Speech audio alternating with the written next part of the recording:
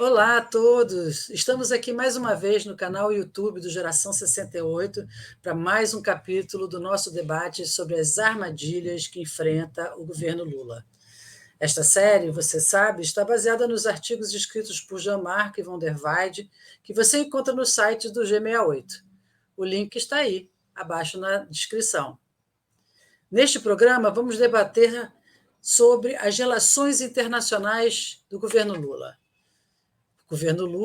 O presidente Lula já está viajando, já está, né, já fez não sei quantas viagens para o exterior, já colocando, vamos dizer, o país no mapa novamente. Para debater com o Jean-Marc, convidamos o professor Daniel Aran Reis, professor de História Contemporânea da Universidade Federal Fluminense, aqui no Rio de Janeiro. Boa tarde a todos. Já vamos começar apresentando um resumo do seu artigo e depois, professor Daniel, para as suas considerações para a abertura do nosso debate. Já? Ok. Essa série que eu escrevi tem como objetivo colocar não todas as questões possíveis em relação às dificuldades e o cerco que o governo é submetido, mas eu enfatizei um conjunto de temas e esse tema das relações internacionais ganhou um relevo importante até pela importância que o próprio Lula e o próprio governo estão dando a essa questão das relações internacionais, né? E então nós temos elementos evidentemente positivos que explodem assim à luz do dia, até antes da própria posse do Lula, quer dizer, quando ele vai à reunião da COP em Sharm el-Sheikh, no Egito, em que ele faz, apoteoticamente, né, bem recebido, ele faz as promessas de desmatamento zero e acabar com as queimadas, não só na Amazônia, ele estendeu isso para o conjunto dos biomas. E ainda prometeu o reflorestamento das chamadas áreas degradadas, que são da ordem de 80 a 120 milhões de hectares.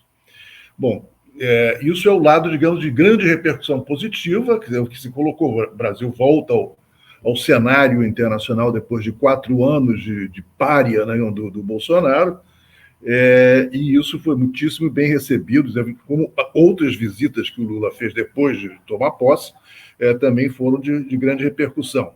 Agora, essas questões internacionais têm alguns problemas que estão se revelando e outros que poderão vir a acontecer. E eu passo a tratá-los bem rapidamente para a gente poder conversar mais.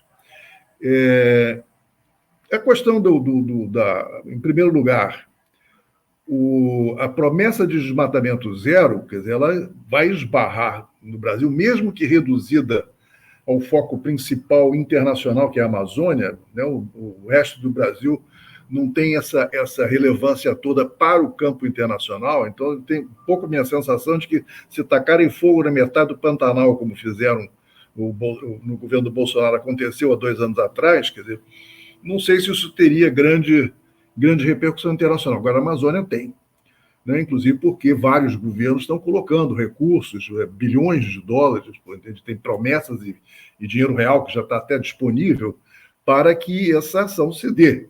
Então, o Lula vai ter que entregar, o governo vai ter que entregar resultados, e tem que entregá-los bastante rapidamente, né? Quer dizer, porque a urgência da questão do aquecimento global é muito grande e a maior contribuição do Brasil para o aquecimento global está no desmatamento e nas queimadas, e que vem de 2 ângulos. Um é que a queimada em si e o desmatamento em si emitem gases de efeito estufa, e, por outro lado, tirar partes importantes da floresta diminui a capacidade da floresta reabsorver e absorver CO2, então, que é o principal gás de efeito estufa. Então, tem um efeito duplo. Agora, ao fazer essa promessa, quer dizer, o Lula vai ter que enfrentar, para realizar, né, para cumprir a promessa, vai ter que enfrentar forças muito poderosas, em particular as forças do agronegócio. Eu não vou detalhar aqui, quer dizer, o quanto o agronegócio é interessado na manutenção do status quo e até expansão da penetração da agricultura e da pecuária nas zonas de floresta, porque isso é uma coisa bastante sabida, mas sabemos, né, e por outro lado, é evidente que eles não vão receber qualquer medida de restrição ou de repressão do Estado sobre as suas atividades de desmatamento, né, a exploração ilegal de madeira ou o garimpo, digamos assim, de braços abertos. Vai haver uma reação forte. E o agronegócio tem, segundo eles mesmos afirmam, 240 deputados na Câmara. Então vai ser uma queda de braço muito pesada. E se o Lula não conseguir dobrar, quer dizer, o agronegócio, isso vai acontecer, vai provocar certamente uma reação internacional também em relação às promessas que ele fez. Agora, isso em relação à questão, digamos que foi o gesto mais positivo que ele fez até agora. Por outro lado, quer dizer, Lula se meteu uma camisa de 11 varas, a meu ver, ao tentar se propor a mediar a guerra russo-americana via Ucrânia, quer dizer, no território da Ucrânia, como se fosse uma coisa, digamos assim, que ele inclusive chegou a falar durante a campanha que isso era uma coisa que resolvia numa mesa de bar. Bom, tudo bem, foi uma forçação de barra, mas o fato é que ele começou a tratar como se fosse isso mesmo. Quer dizer, não, vamos fazer a paz, o negócio é fazer a paz. E esbarrou imediatamente num conflito de um lado e do outro. Não é uma questão de fácil solução, é extremamente complicada e complexa, e as declarações de boas intenções não são suficientes para tocar essa coisa. Então, ele conseguiu fazer uma série de declarações que foram contraditórias, quer dizer, ora descontentando um, ora descontentando o outro. E eu acho que isso aí pode ser simplesmente uma queima de... Está queimando forças em cima de um espaço que não é prioritário para nós nesse momento, com a quantidade de problemas que nós estamos vivendo aqui, e que certamente ele não tem nada a lucrar, a ganhar no curto prazo ou no médio prazo com essa intervenção dele. E, finalmente, tem um outro problema que me preocupa, que é internacional, mas tem reflexos internos significativos, que é a posição do governo e do próprio Lula, quer dizer, em vários momentos, em relação ao que a imprensa chamou de uma forma bastante agressiva, até de posição sobre as ditaduras amigas, entre aspas, que seria Venezuela, Cuba, Nicarágua e... acho que foram essas três, né, que ele andou se manifestando. E por que isso é importante? Porque da opinião pública brasileira, quer dizer, pesquisas feitas bastante recentemente, 44% das pessoas acreditam que existe, de fato, uma ameaça comunista no Brasil. E a direita usa as posições do Lula e do governo em relação a esses regimes como uma prova de que, na verdade, o Partido dos Trabalhadores é um partido comunista disfarçado e que o Lula é um baita comunista, aí, foi ter pintado de verde. Mas, e isso não é uma coisa banal, quer dizer, nas bolhas que a gente tem no Brasil de opinião e de esgarçamento de relações e de agressividade de posições políticas, que está sendo usado, essa posição está sendo usada de uma forma constante pela extrema-direita. E isso, então, é um problema. A entrevista do Lula, há mais tempo até, ele fez o ano passado a entrevista para o País falando sobre a Noruega, foi um desastre. Ele só não foi um desastre maior internamente porque a grande imprensa, naquela altura, não queria muito sacrificar o Lula, porque era a posição melhor para afastar o Bolsonaro, e a maior parte da grande imprensa estava nessa posição. Mas ele, de fato, ele sapateou no tomate, para usar uma expressão popular, quando disse que comparou o Ortega com a Angela Merkel na Alemanha, dizendo, por que estão falando tanto dos anos que o Ortega está no poder? A Angela Merkel está há 15 anos no poder. Não tinha nada a ver uma coisa com a outra, situações inteiramente diferentes, regimes inteiramente diferentes, e nisso ele acabou se dando mal, porque a resposta das entrevistadoras deixou ele meio Ele teve que fugir da pergunta, na verdade. Isso aí, então, nos...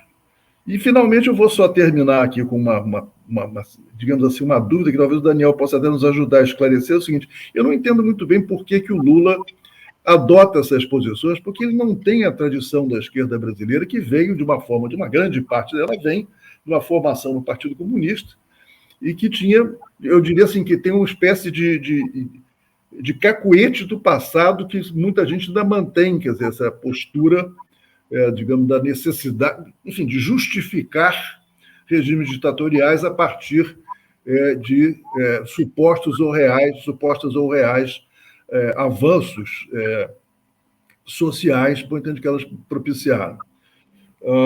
Então, eu não consigo entender por que eles se abraçam tanto com essa posição, que é certamente bastante criticada e criticável, pela opinião pública. E, com isso, eu vou passar a bola para o Daniel para não perder tempo. Professor, eu só queria completar um pouquinho, já aproveitando a sua introdução, mas eu gostaria que o senhor comentasse também. Nós passamos os últimos 4 anos num governo que nos transformou em párias internacionais.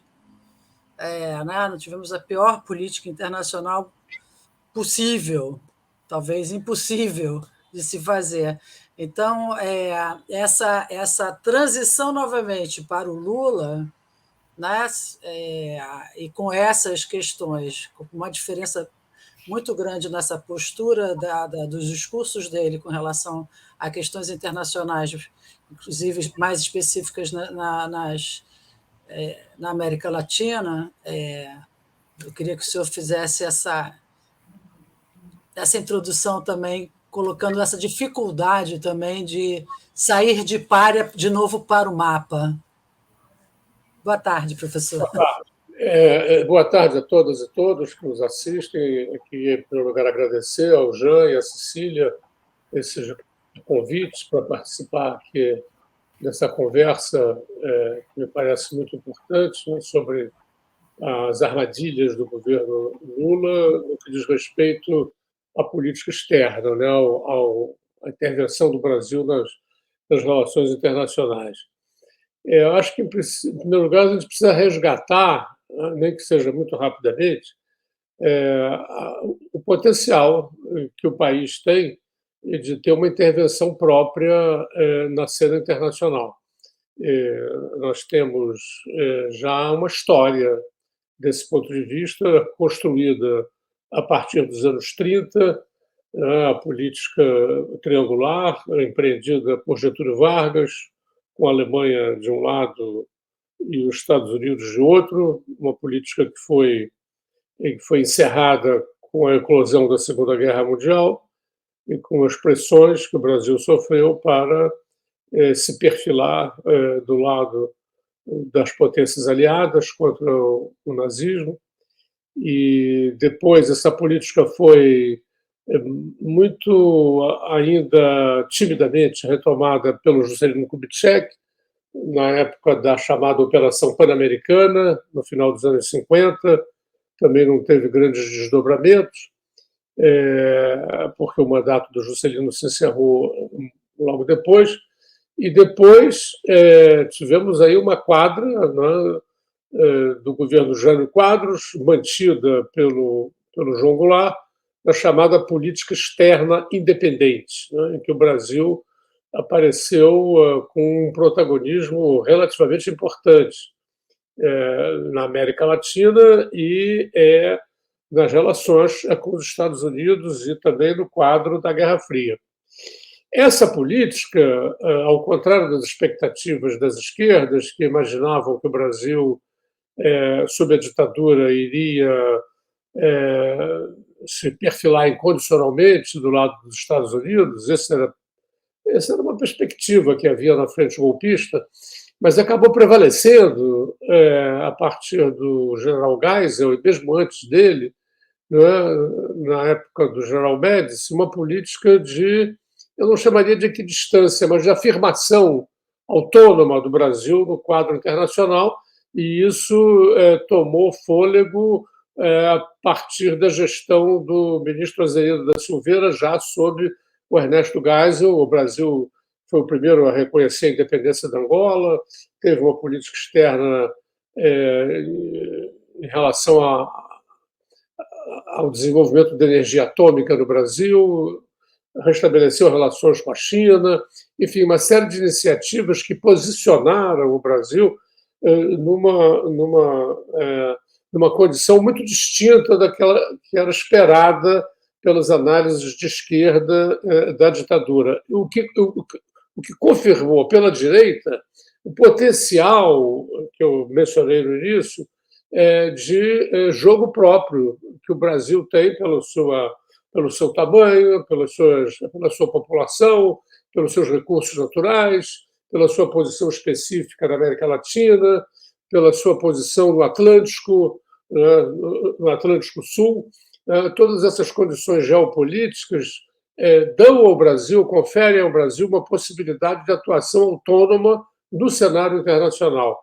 E isso foi, de certo modo, retomado no âmbito da Nova República, embora muito mais timidamente pelo FHC do que pelos anos Lula, né, em que essa tradição foi retomada com muita força, com muita energia, possibilitando ao Brasil aparecer no mundo com um certo protagonismo, nada equivalente às grandes potências, porém exercitando, né, todo o potencial que lhe dá essa condição geopolítica e aquilo que se chama nas relações internacionais o soft power, quer dizer, a capacidade de você impactar, influenciar, não em função de armas atômicas ou de poderio bélico, mas em função da sua capacidade de articulação, de diálogo multilateral e assim por diante. O governo Bolsonaro jogou tudo isso no lixo, né? Como a Cecília já mencionou, transformou o Brasil num pária e não se incomodava com isso. E o Lula, muito inteligentemente, esse é o ponto importante, né, na análise desses primeiros meses do governo Lula, muito rapidamente ele está readquirindo esse protagonismo, ele está acionando todo esse potencial de soft power e de possibilidades que o Brasil tem no âmbito internacional.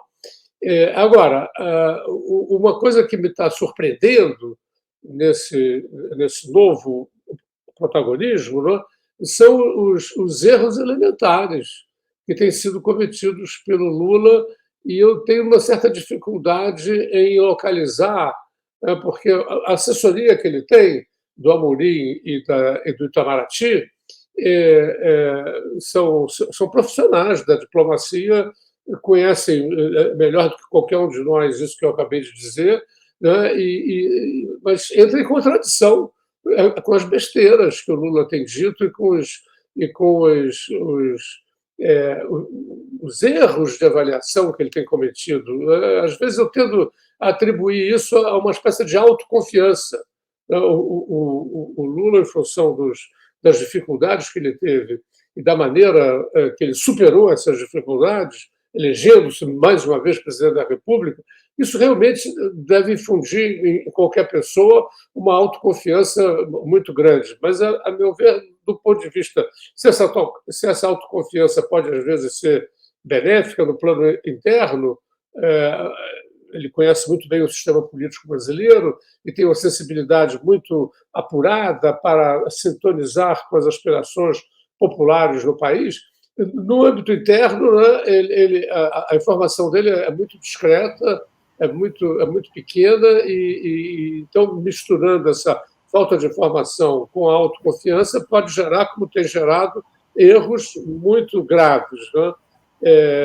Eu diria que ele tem explorado pouco, né, aquilo que é mais forte do ponto de vista desse soft power brasileiro, que ele já tinha explorado nos governos dele anteriores, que é ele se tornar um campeão em nível internacional contra as desigualdades sociais, né, contra a fome, contra o racismo. Né? São temas consensuais no nosso país e que tem um grande potencial de exploração internacional, e ninguém melhor do que o Brasil, em função das suas condições, para explorar esses temas. Né?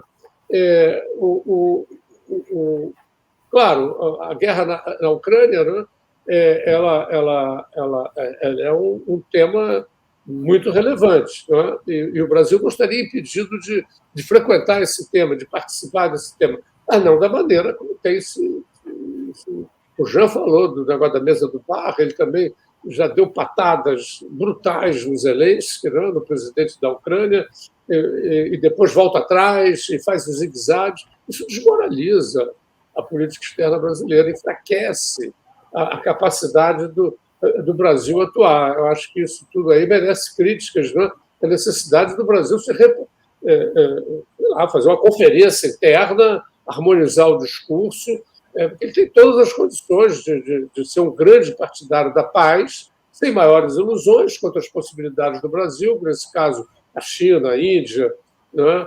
A própria Turquia tem melhores condições de atuação que o Brasil, mas o Brasil, pela sua capacidade de articulação, de diálogo, tem muitas. Eu não acho que ele deve se ausentar desse tema, mas é preciso comparecer a ele com uma política, com um discurso estruturado. Né? Bem, antes de terminar essa primeira fala, quanto aos apoios, né, às ditaduras latino-americanas ou aos governos autoritários latino-americanos, o que eu tenho visto, para além dessa tradição que o Jean já mencionou, né, que faz parte de um certo patrimônio das esquerdas brasileiras de sempre apoiarem esses regimes por estarem polarizados contra os Estados Unidos, vistos como o grande adversário, né, da América Latina. Né? Para além dessa tradição, o Lula tem mencionado, né, o fato de que ele prestigia esses governos porque os governantes desses países o apoiaram na época em que ele estava preso. Né? É um argumento, a meu ver, fraco do ponto de vista de uma política internacional, mas explica que você pode compreender melhor essa atitude dele, simpática, em relação a esses governos. Feita essa ressalva, eu penso que o governo brasileiro não deve pautar as suas relações internacionais, como nenhum país pauta, né, no mundo, pelo tipo de governo de cada país. Né? Existe o princípio geral do respeito à autodeterminação dos povos, né? E, nesse sentido, o país não tem que dar satisfações por manter relações internacionais com ditaduras, se ele quiser romper, né, com todos os países que têm regimes autoritários ou ditatoriais e que praticam a opressão sobre outros povos, ele vai romper com 90% dos países do mundo. Quer dizer, não dá para orientar uma política externa, é uma hipocrisia, né, exigir do governo atual brasileiro uma política de repreensão ou de crítica a tendências autoritárias que eu as vejo, né, ditatoriais mesmo, em Cuba, Venezuela e Nicarágua. Porque ele vai ter que também se pronunciar de maneira crítica ao autoritarismo na Rússia, na China, as tendências autoritárias na Índia, que são 3 grandes parceiros do Brasil no âmbito do BRICS, né? E vai ter que se pronunciar também contra os Estados Unidos, a França e a Inglaterra, pelo seu passado colonial e opressivo. E aí você não tem margem nenhuma para participação e intervenção na política internacional. De sorte que eu acho que é defensável, né, a não manifestação em relação, do ponto de vista da política internacional. Acho que o Partido dos Trabalhadores, o PT, né, como partido, poderia formular uma visão crítica desses regimes autoritários, mas não formula em função desse passado a que o Jean já mencionou e que permanece como um lastro muito forte aí, segurando as posições do PT e de outros partidos de esquerda E eu vejo, para finalizar, nessas posições desses partidos, aí já analisando as visões internacionais desses partidos, e não a política internacional do país, que eu acho que são duas coisas distintas, evidentemente, mas nesses partidos, na tolerância, na falta de crítica a essas tendências autoritárias, eu vejo a raiz disso do autoritarismo que permeia a história da esquerda brasileira. As esquerdas brasileiras são profundamente permeadas por visões autoritárias, né, de esquerda, né, porque o autoritarismo não é patrimônio da direita, né, existe também a esquerda. Né, e as esquerdas brasileiras são profundamente marcadas por esse autoritarismo. Eu vejo aí, né, as razões ou as desrazões de uma crítica de uma crítica atenuada ou excessivamente compreensiva, né, leve, em relação a tendências autoritárias de governos de esquerda. Eu gostaria de fazer uma provocação para os dois, começando com, se o Jean puder comentar, obviamente depois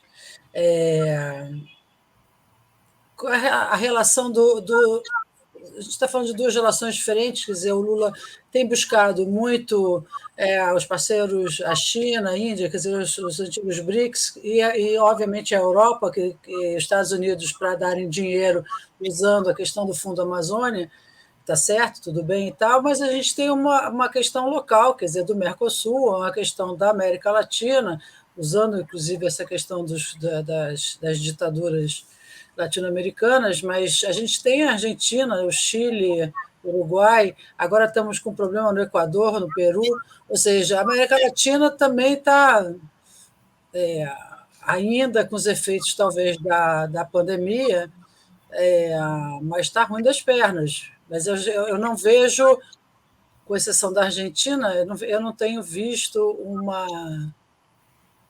um trabalho do Lula, ou uma intenção do Lula de fazer realmente uma política local latino-americana. Eu posso estar errada, mas eu queria que vocês comentassem essa coisa mais local latino-americana, principalmente nessa área do Mercosul, que parece que ia entrar o Chile também, e, enfim, que está aí com uma nova Constituição a ser feita, né?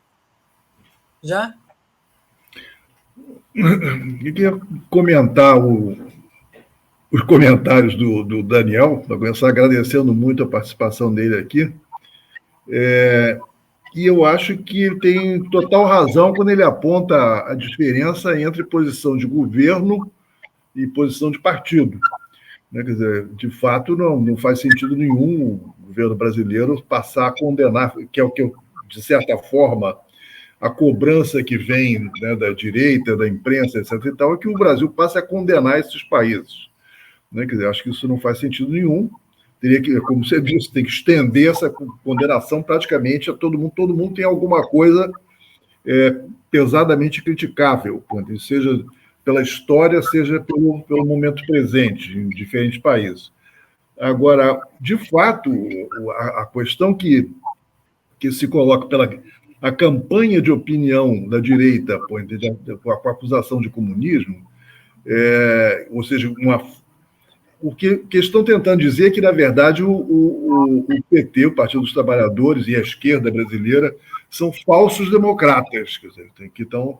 O perigo todo da ameaça comunista seria que, se der mais poder para o PT ou para a esquerda, eles vão mostrar sua verdadeira cara, e isso aqui é como a direita dizer assim, vai virar Cuba, vai virar Venezuela. Eu vi isso outro dia numa fila de supermercado. Quer dizer, isso aqui já está no caminho da Venezuela, indicando que nós estamos em pleno avanço de uma proposta autoritária. Então, acho que ter clareza em relação e coerência em relação à questão da democracia, internamente e externamente, faz sentido do ponto de vista político, para afirmação, digamos, de princípios básicos que, na verdade, até curiosamente, a direita faz essas acusações todas, mas eles pretenderam claramente estabelecer uma ditadura. Né? Então, é cínico. Mas esse cinismo não impede de que a opinião em geral, que é captada por pesquisas, aponte para que muita gente, uma parte, quase metade da população, ache que realmente esse risco existe. Então, acho que tem uma necessidade de maior clareza. Por outro lado, eu não sei se foi o Recupero que fez uma declaração recente, não sei se foi um artigo ou uma entrevista, em que ele dizia que o Lula está explorando pouco aquilo que é o seu maior potencial, né, que é no tema justamente das questões ambientais. Né, o papel o potencial do Brasil nesta área é decididamente fundamental. Né, e não por acaso o Lula intuiu isso corretamente quando ele vai a Sharm el-Sheikh. Não sei se foi ele que intuiu, se foi o Celso Amorim, enfim, o pessoal do aconselhamento político dele nesses temas internacionais que funcionou, mas ele não tem dúvida, foi o melhor momento dele no cenário internacional, sem sombra de dúvida, né? E pegando alguma coisa que nós somos extremamente importantes, o Brasil adotar uma política ambientalmente correta na questão da emissão do aquecimento global, tem um peso internacional enorme, né? Gigantesco, per se, quer dizer, pelos resultados que isso tem concretamente, digamos, a diminuição da emissão de gases de efeito estufa, quer dizer, atenuando o processo de aquecimento global, como exemplo também, né? Quer dizer, um exemplo que ele pode colocar para os outros países, quer dizer, criar digamos assim, uma onda favorável a esse tema, ou aprofundar esse tema no plano internacional. E eu acho que isso ele usou relativamente pouco. Ele começou muito bem, mas depois teve, inclusive, quando ele vai para o governo e começa a compor o governo, tem um movimento estranho que provocou apreensão nos meios ambientalistas aqui no exterior, que apesar da valorização que ele fez, quer dizer, da participação da Marina no governo, ficou um quiprocó esquisito, Pandir, se a Marina ia ser ministra de Meio Ambiente ou não. Quer dizer, chegou-se a supor que a Tebet Simone Tebet seria ministra de Meio Ambiente, e a Marina ficaria ao cargo de um organismo a ser criado para tratar do tema do aquecimento global. E a Marina, muito corretamente, disse que essas coisas não se separam, né? Quer dizer, e eu acho que não faz sentido nenhum. Quer dizer, a questão do aquecimento global tem que ser encarada pelo Ministério do Meio Ambiente, e ela quer dizer, eu quero ser ministro do Meio Ambiente. Então, hesitações aqui, hesitações ali, na hora H, que a gente acabou saindo a Marina e a Simone foi parar no planejamento, em outro lugar, etc. e tal. Mas naquele momento, eu li, ninguém me disse, eu li comentários de várias pessoas próximas do Lula e do PT, quer dizer, dizendo assim, a Marina é um personagem perigoso para o futuro do governo, porque ela é uma pessoa muito intransigente, quer dizer, e é uma pessoa difícil de ser demitida, porque ela tem muito prestígio internacional, porque você não pode nomear alguém que você não possa demitir. Isso foi uma frase que eu, inclusive, li naquele momento. E é um mau sinal, quer dizer, eles passaram um sinal bastante ruim. Não aconteceu, foi ótimo ter sido superado, mas fica aquele pulga atrás da orelha. Afinal de contas, qual é o nível de engajamento que o PT tem em relação à questão ambiental? Porque isso vai ser posto à prova, não tenha dúvida, isso vai ser posto à prova no enfrentamento com o agronegócio. O agronegócio ele é um inimigo do meio ambiente, claramente, quer dizer, e as tentativas de apaziguá-lo, né, coisa que o Lula fez através do Alckmin, quer dizer, podem simplesmente, primeiro, não resolvem o problema, e eles vão começar a exigir sempre mais coisas. Já estão exigindo, por exemplo, que o Ministério das Relações Exteriores breque qualquer tipo de acordo Mercosul, União Europeia, se as regras que a União Europeia definiu para a importação de produtos de origem de áreas desmatadas fosse exigido. Então, a armadilha está posta, quer dizer, ele vai ter que enfrentar para um lado ou pelo outro. Quer dizer, eu acho que eu temo, né, que não exista suficiente convicção em relação a esses temas dentro do governo e junto ao próprio Lula, porque no passado ele não mostrou essa convicção toda, né? Quer dizer, a Marina foi cozinhada em fogo brando desde o governo do Lula e acabou sendo ejetada sem dó nem piedade, né? Isso é a minha preocupação agora nesse momento. Bem, deixa eu começar com a pergunta que me pareceu muito pertinente da Cecília sobre as preocupações do governo brasileiro, da política externa brasileira em relação aos países da América do Sul e da América Latina em geral. Eu penso, Cecília, que houve uma ideia, que, a meu ver, consequente, né? Nos primeiros meses, o governo brasileiro e o Lula em particular assumirem um protagonismo internacional discutindo grandes temas mundiais, né? E acho que isso foi parcialmente já conseguido, para além dos zigue-zagues quanto à questão da Ucrânia, da guerra da Ucrânia, eu acho que isso foi conseguido. E eu acho que é muito de se presumir, né, considerando a tradição, inclusive, dos próprios governos Lula, né, que a questão do Mercosul e da América do Sul, com a reativação da Unasul e das organizações complementares de integração da América do Sul, voltem a ser acionados. Acho que isso tende a reaparecer como uma prioridade importante, e o mesmo eu diria da relação com os países africanos, né? Especialmente com as ex-colônias portuguesas, né? E Angola em particular, né? Então, acho que isso isso vai voltar a ser uma prioridade. Quanto às observações do Jean, eu concordo inteiramente. É preciso recuperar, né? Eu insisto, né, que os grandes temas da política externa brasileira deveriam ser, eu concordo plenamente com o Jean, a questão ambiental, né, e as questões sociais, né, da fome, das desigualdades sociais, do racismo. Eu acho que isso o Lula teria condições de se projetar de uma maneira muito mais consequente em todo o mundo, como campeão dos pobres, como campeão da luta contra a fome, como campeão da luta contra o racismo, né? E acho que mesmo aqueles que se opõem a isso dentro do Brasil tenderiam a ficar sem argumentos, né? Agora, eu acho que a dificuldade aí, né, é de uma cultura política, né? O Jean sabe melhor disso do que eu. A cultura política das esquerdas brasileiras é uma cultura produtivista, é uma cultura desenvolvimentista, nos padrões, né, da segunda grande revolução industrial, lá do trânsito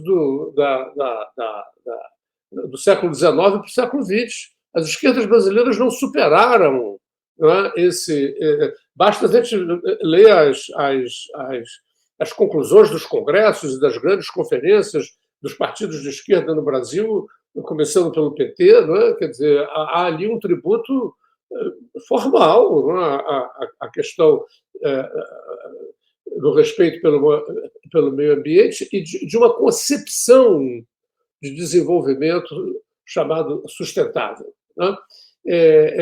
Não há um aprofundamento dessa questão, não? A sensação que eu tenho é que a cultura política tradicional, né, do desenvolvimento econômico a todo vapor, né? A natureza tem que ser dominada, tem que viver à custa em proveito da humanidade, né? E daí partem para uma perspectiva de depredação, né? De devastação. Isso foi típico no socialismo soviético, foi típico no socialismo chinês até há muito pouco tempo. Há algum tempo para cá, a China tem mostrado uma disposição, e inclusive tem se desenvolvido muito na China energias alternativas, né? Porém, até muito recentemente, essa era a cultura predominante, e não foi à toa que a Marina foi rifada nos primeiros mandatos do Lula, né? Então, eu acho que isso é complicado esperar uma reviravolta drástica se não houver um amadurecimento em torno de uma perspectiva alternativa de desenvolvimento. Eu acho que isso tem faltado muito aqui ao Brasil. eu ainda queria mencionar a questão do comunismo. Né?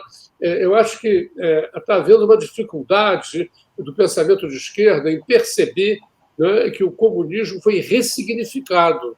Né? É muito comum encontrar nos meios de esquerda argumentos do tipo: olha que estupidez, os caras não veem que o comunismo acabou. Não, o comunismo, como acontece frequentemente, as palavras são ressignificadas. Né? E passam a ter. Nesse sentido, o comunismo, para essas direitas todas hoje, não é mais o sistema soviético. Eles estão cansados de saber, como todo mundo, que acabou.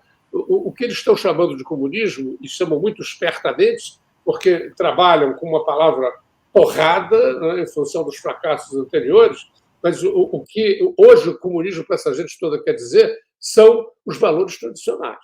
Né? Os valores tradicionais que estão sendo postos em dúvidas no contexto da revolução digital e no contexto da ascensão dos movimentos identitários. Né? É esse o grande problema, né? Que hoje representa o uso da palavra comunismo. Hoje é isso. São esses novos valores que desestabilizam, né, os valores tradicionais. Né? Aliás, os grandes ideólogos dessa visão vem da Rússia, né? Da assessoria do Putin. Os grandes ideólogos desse conservadorismo agressivo, né, e reacionário, no sentido próprio da palavra, vem da Rússia, né, e tem estado em conexões com o Brasil, com a extrema-direita da Europa e com a extrema-direita dos Estados Unidos. Né? É uma internacional, né, é uma internacional conservadora, né, e que, para essa gente toda, né, o comunismo representa a ameaça de afundamento dos valores tradicionais. E isso tem uma repercussão popular muito grande. Né? Eu cito aqui uma reportagem muito bem feita pela revista Piauí sobre Seropédica, que é uma cidade miserável aqui do entorno do Rio de Janeiro. O repórter, pouco antes das eleições, foi ali estudar como estava aquela população dentro das eleições e, para grande surpresa dele, o grande problema não era a desigualdade social, o grande problema era, né, o banheiro misto, era o reconhecimento dos trans, né, era o casamento gay e assim por diante. E mesmo as pessoas pobres, né, claro que havia um embate, havia gente que considerava isso um exagero, mas mesmo entre as pessoas mais pobres, nas camadas populares, havia essa reação escandalizada de progressão de valores novos, subversivos, e que estavam pondo em questão a família tradicional e os valores tradicionais. Então, o comunismo hoje já não é mais o sistema soviético. E, nesse sentido, é que a gente pode entender a popularidade do anticomunismo hoje. O anticomunismo hoje já não está trabalhando com estatização, embora trabalhe também com isso, né? Ou com supressão de liberdade, está trabalhando com um medo pavoroso, né? E, em grande medida, justificado, que a revolução digital vem provocando nas pessoas. As pessoas estão sem chão, né? As pessoas estão completamente desesperadas e estão indo para buscar nas religiões consolo, formas de coesão, e aí se agrupam de novo no anticomunismo, mas que não é o anticomunismo dos anos 50 e 60, né, que eu e o Jean conhecemos na nossa juventude. É uma outra coisa, e é preciso que as esquerdas assumam isso para começar a dar um combate, né, porque as esquerdas são muito tímidas, sobretudo no Brasil, para discutir esses assuntos com medo de perder votos, né? Então, é um campo aberto para as direitas progredirem e é muito perigoso isso.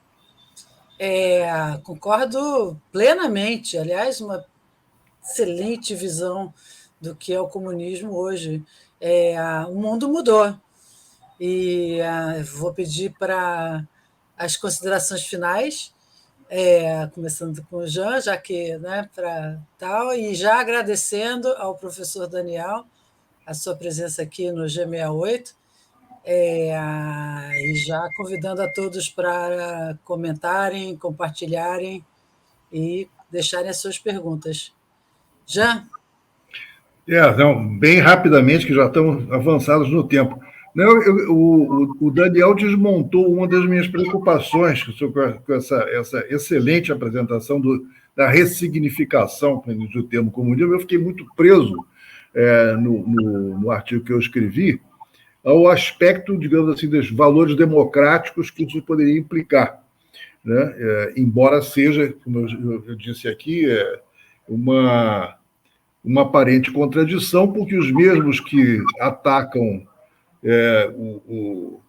a esquerda como sendo, né, acusada de comunismo, eles são defensores de sistemas, inclusive defensores do sistema ditatorial aqui no Brasil.